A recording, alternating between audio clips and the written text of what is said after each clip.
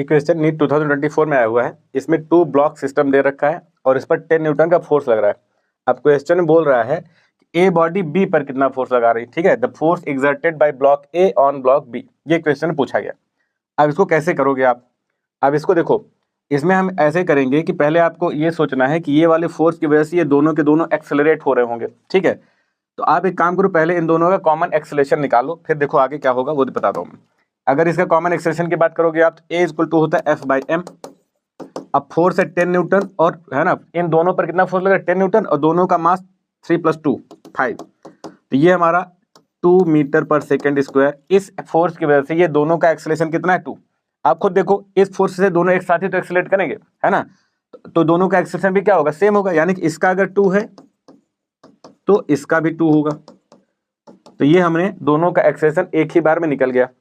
अब क्वेश्चन में जो पूछा है कि इस वाले पर फोर्स ये कितना लगा रहा है, तो अब देखा जाए तो इसका जो एक्सेलरेशन है वो तो इसी के फोर्स से, भाई ये वाला फोर्स इस पर डायरेक्ट तो लग नहीं रहा है, इस पर कौन फोर्स लगा रहा है? इसके धक्के से नहीं एक्सेलरेट कर रहा है।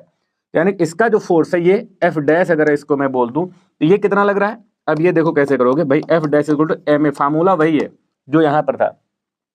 जब इस पर कितना फोर्स लग रहा है ये निकालना हो तो इसी का मास ले लो 3, और इसी का एक्सेलरेशन कितना दे रखा है? 2 दिया हुआ है। ठीक है, अब इसका एक्सेलरेशन निकालने से यहाँ पर यही फायदा था कि अब इसका एक्सेलरेशन आप यहाँ पे 2 डाल दो।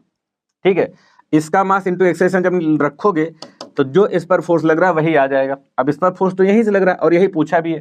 ठीक, तो 3 × 2 = 6 न्यूटन, तो यही हमारा आंसर हो गया। तो देख लो कितना छोटा सा 2 लाइन का ही सोल्यूशन है, एकदम सिंपल। Thank you.